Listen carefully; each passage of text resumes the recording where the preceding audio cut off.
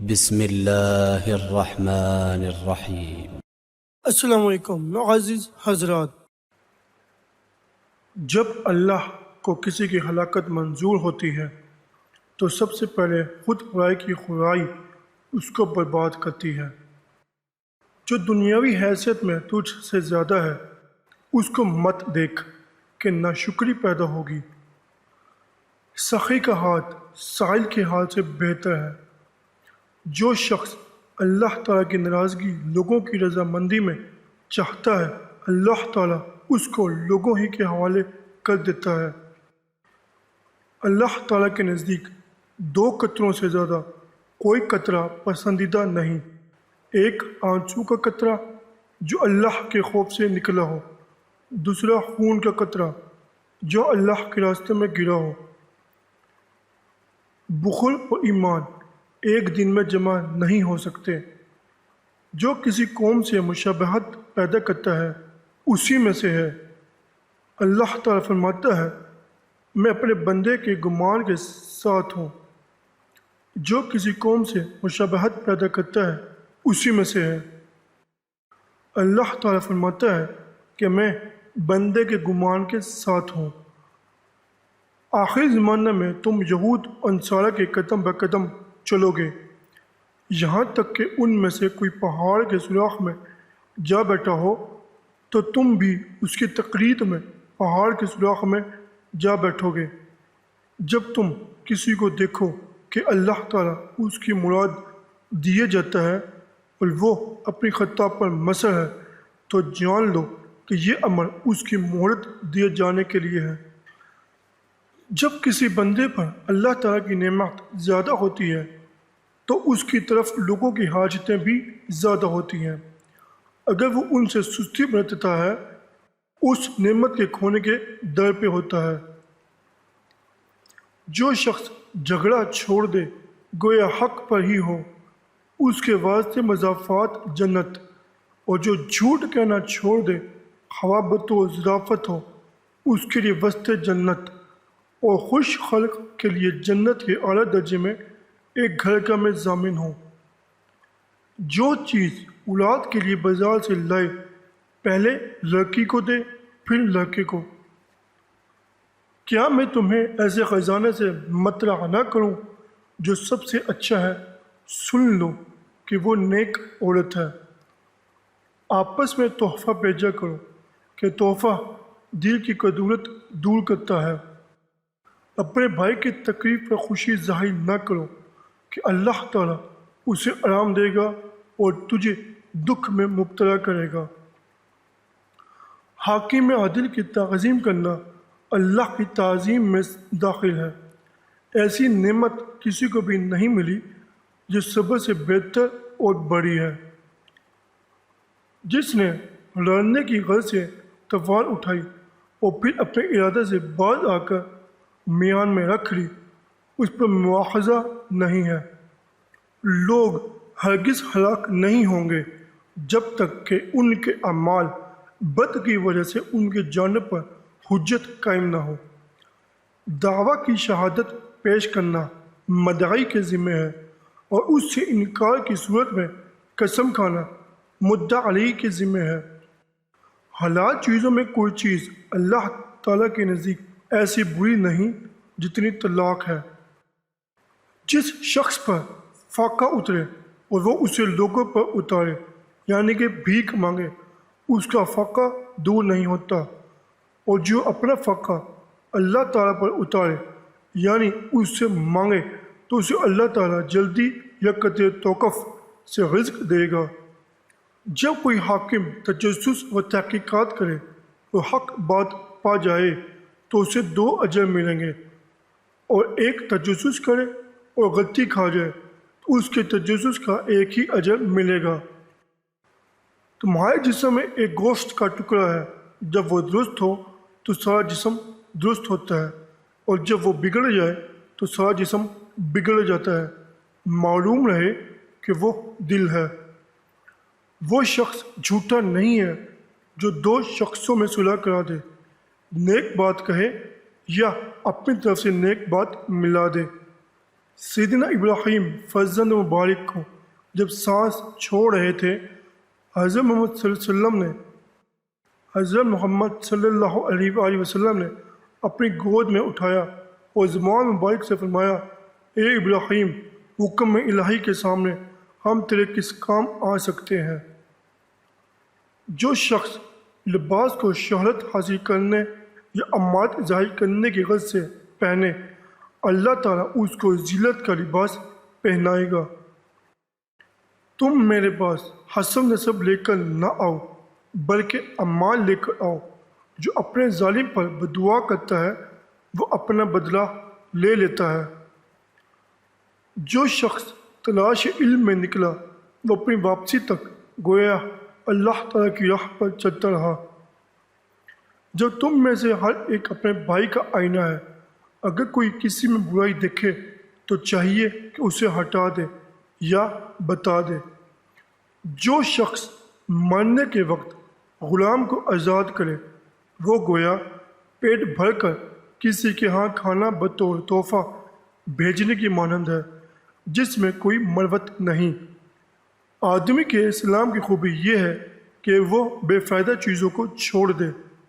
جب دو شخص ایک ہی وقت میں دعوت دیں تو ان میں سے نزدیک تر دروازے والے کی دعوت قبول کرو۔ اگر ان میں سے کوئی پہل کرے تو پہل والے کی قبول کرو۔ اگر کسی شخص کی دعوت کی جائے اور وہ قبول نہ کرے تو اس نے اللہ تعالیٰ اور رسول اللہ صلی اللہ علیہ وآلہ وسلم کی نافرمانی کی، اور جو شخص بن بلائے چلا جائے تو گویا چور اندر چلا گیا اور چوری کر کے باہر آ گیا۔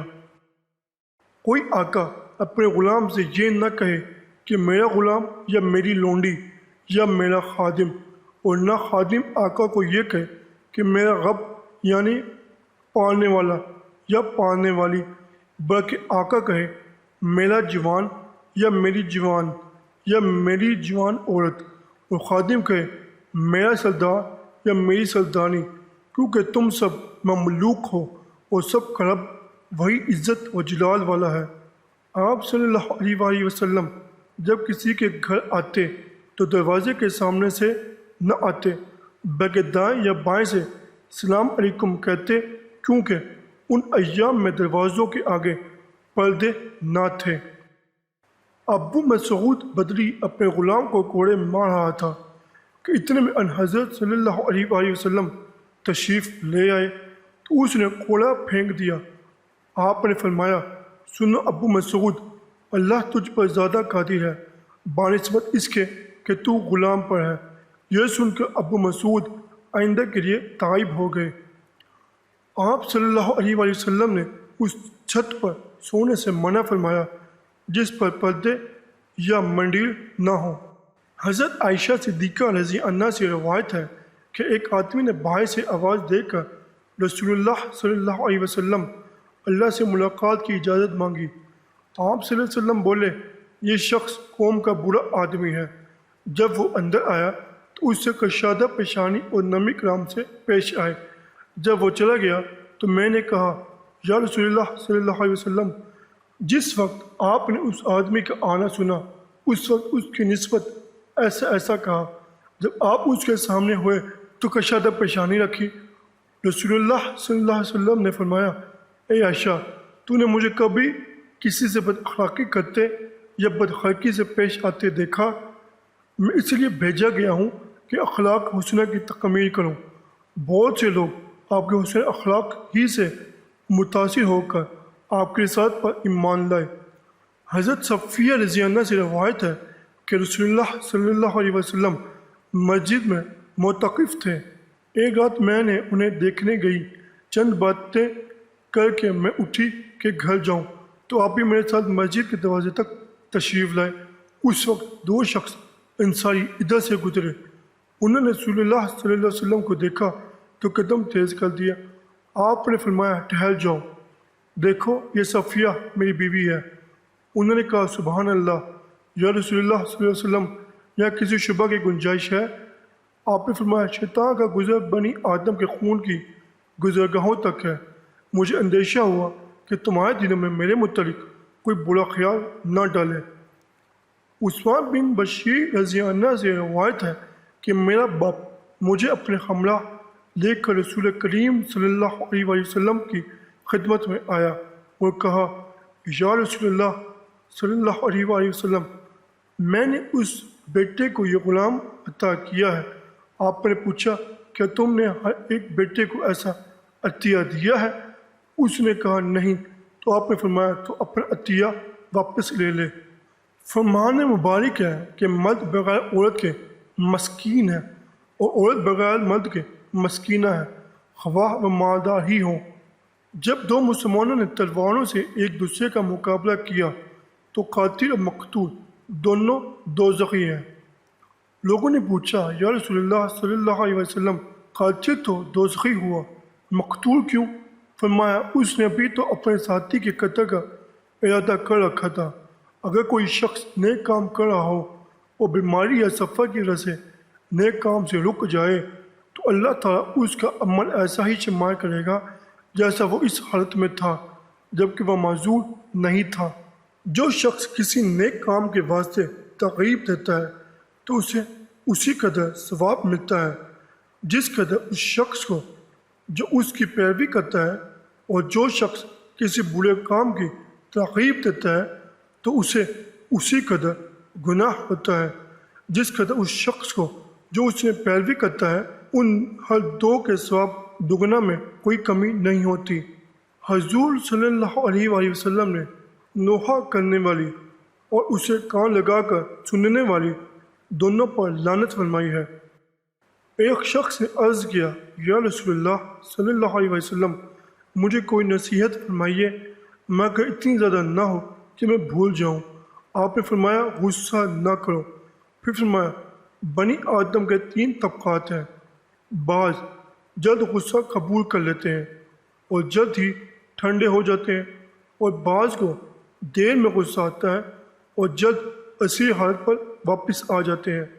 3، بعض دیر میں غصہ قبول کرتے ہیں اور دیر میں اپنی حالت پر لوٹتے ہیں۔ ان میں بہترین دوسری قسم کے لوگ ہیں اور بدترین تیسری قسم کے۔ ان حضرت صلی اللہ علیہ وآلہ وسلم ایک جنگ سے واپس ہوئے تو فرمایا ہم چھوٹے جہاد سے بڑے جہاد کی طرف لوٹتے ہیں۔ لوگوں نے پوچھا کہ بڑا جہاد کون سا ہے؟ فرمایا کہ اپنے نفس کے ساتھ جہاد، کیونکہ تیرا سب سے بڑا دشمن تیرا نفس ہے جو تیرے 2 پہلوؤں کے درمیان ہے۔ اگر آپ کو ہماری ویڈیو اچھی لگے تو لائک، شیئر اور کمنٹس ضرور کریں، اور ہمارے یوٹیوب چینل کو سبسکرائب اور فیس بک پیج کو لائک کرنا مت بھولیں۔ شکریہ۔